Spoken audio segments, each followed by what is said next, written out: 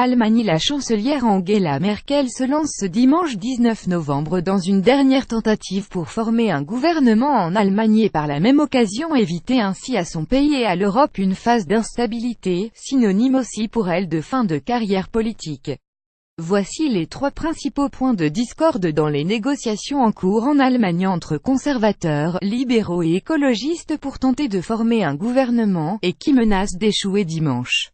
Sans doute la thématique la plus épineuse dans un pays ayant accueilli plus d'1 million de réfugiés depuis 2015 et qui a vu l'extrême droite AfD surfer sur le mécontentement d'une partie de l'opinion, les conservateurs de la CDU, mais davantage encore leur allié bavarois la CSU, ainsi que les libéraux campent sur une politique migratoire restrictive avec la mise en place d'un plafond maximal de réfugiés pouvant être accueillis chaque année.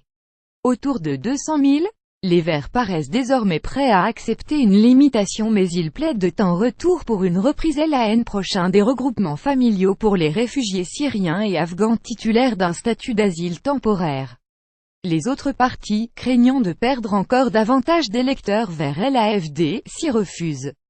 Si tous les partis s'accordent à vouloir respecter les objectifs internationaux de l'accord de Paris, des différences apparaissent notamment sur la question de savoir de combien le pays devra réduire ses émissions de CO2 pour atteindre ses propres objectifs. Dans ce contexte, tout le monde est d'accord pour réduire la part d'électricité tirée du charbon.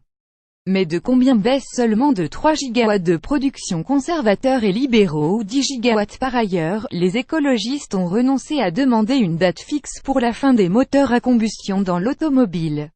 Mais ils veulent plus d'incitations fiscales pour les véhicules propres. Et les partis se disputent sur l'ampleur des restrictions à prévoir pour les véhicules diesel en ville.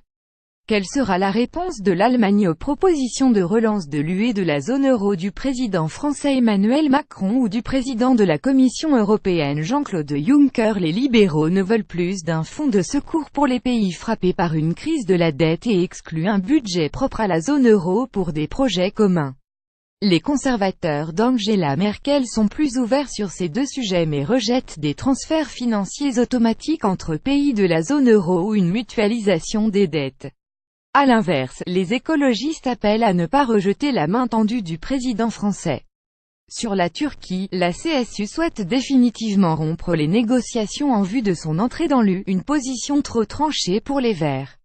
Lire aussi dimanche de la dernière chance pour Merkel afin d'éviter une crise politique. L'ultimatum de Merkel est passé, l'Allemagne va vers des législatives anticipées. L'extrême droite allemande fait référence au nazisme au Parlement. Pour suivre les dernières actualités en direct sur le HuffPost, cliquez ici tous les matins. Recevez gratuitement la newsletter du HuffPost. Retrouvez-nous sur notre page Facebook. À voir également sur le HuffPost.